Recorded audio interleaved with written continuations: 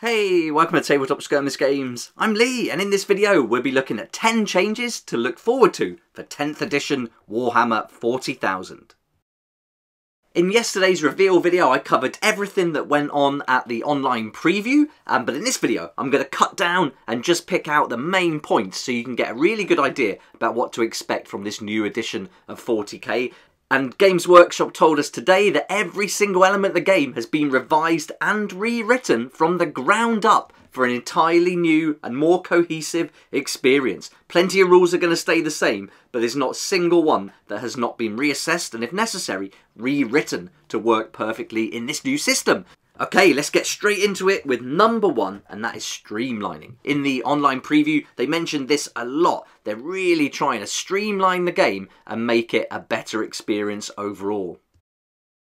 A key thing was to focus the game as much as possible, and that means focusing rules onto data sheets, so everything you need is going to be easily and quickly to hand on single cards. This means it'll be quick and easy to see exactly what each unit can do. Although the game has been simplified, it certainly doesn't mean it's simple. It's still going to have the different levels of complexity that each player will be looking for.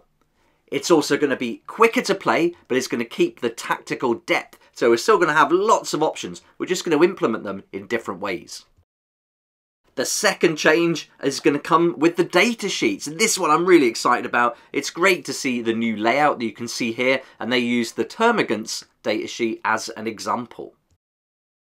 At the top here you can see you've got all of the stats for the character or unit, and then it's got movement, toughness, save, wounds and leadership. That's the same. There's a separate stat to the right called OC, we'll cover that in a little while. The abilities have gone from underneath to the side, which I think is nice. I like having it to the side. Don't know why, it just feels better. And then you've got all your weapon stats and characteristics here on the left hand side, and the layout for these, again, very similar. You've got the range there, but notice the attacks have moved down from the stats at the top down to the weapon characteristics. So you've got attacks, ballistic skill, strength, armor piercing and the damage. Let's have a look at what this OC stat means, and it stands for Objective Control. OBSEC has been removed and replaced with Objective Control, which is going to be a measure of how good a unit is at holding a contested objective. Now it's going to be much simpler to calculate who controls which objective, and it looks like we'll find out more about that very soon from the Warhammer community site. Now we're on to number 3, and this is stratagems. Now we're going to see fewer stratagems with 6 on average per army. And if you change to, say, a different chapter for the Space Marines, they could have another 6 stratagems potentially. So that's one big change. It's really reduced the amount there, but there are going to be some universal ones. We're also going to see fewer command points, relics and special rules. So there's going to be less to keep track of, but we're still hopefully going to have the level of depth and complexity that we like, but they're going to just balance it a lot better now. Phases are going to change. We're going to see some differences there. No more psychic phase. That's the biggest piece of news we got about phases yesterday. So if you're a big player with psychic abilities, don't worry, they haven't gone. You'll just be using them in different phases, like the shooting phase. They're also combining things, and we're going to get new names, and one of those is going to be New Battle Shock. So this could be very similar to Age of Sigmar if we go by that name. One of the massive changes is going to come with the narrative. The Space Marines are going to be going up against the Tyranids, and it turns out that the High Fleet Leviathan at Baal was just the vanguard. Now the rest of the Tyranids have arrived, and they've evolved too. This evolution must mean new models, and we've seen a few sneak peeks already, so really exciting to see what this unimaginable horde is going to bring to the table. Change number 7 is going to be free rules. This is great news. Now already Warhammer 40,000 core rules, or the basics at least, were already free as a PDF download, but hopefully it'll be more than that we'll be able to get for free from this new edition. So we'll have to wait and see on that. But in this new edition, it won't just be the core rules. It's going to be the army rules as well. They're all going to be free. So this is fantastic. It means we'll be able to play our army straight away as soon as the new edition is released.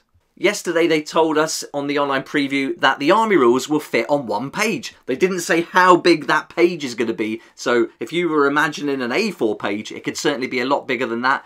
And already my suspicions have been proved right, as in a recent article published almost just before I recorded this video, they say that the army rules are now contained exclusively on a single double page spread. So it's gone from A4 to A3 pretty quickly.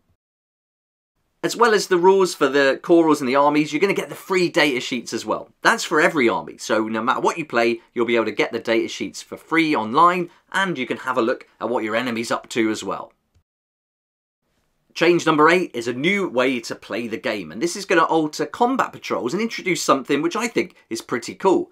Rather than before, where it's all based on power level to make it easy and accessible, now you simply take a combat patrol and then choose another one, the two do battle, and they've balanced them all out with new rules that will also be the same abilities and things like that that you'll get in the regular game.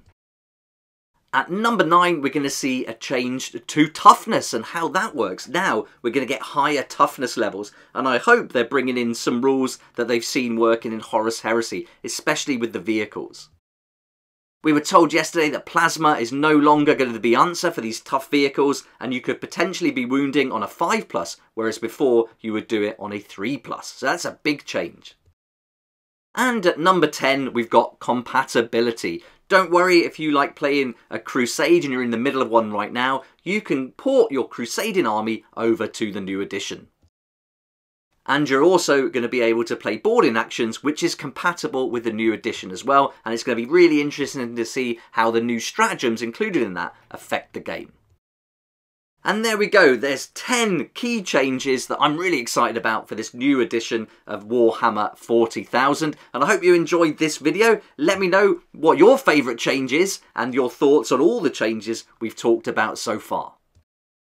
If you'd like to see videos on all the reveals we saw yesterday from the Adepticon online preview, then they're all up on my channel. I've covered 40k, Kill Team, had a good look at that Underworlds box set as well, and for Warhammer Age of Sigmar, there's a load of cool reveals for lots of factions, but the Seraphon came out on top, and for me, the model of the day was that Kroxigor Warspawned.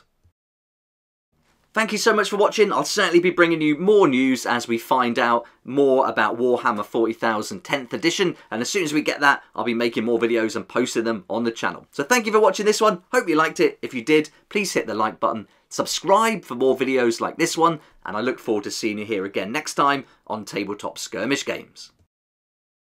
A huge thank you to my Patreon supporters for helping me to keep going with these daily videos. I really appreciate that support and couldn't do it without you. And if you'd like to join the community, support the channel too, there's a link in the description. It'll be awesome to see you there.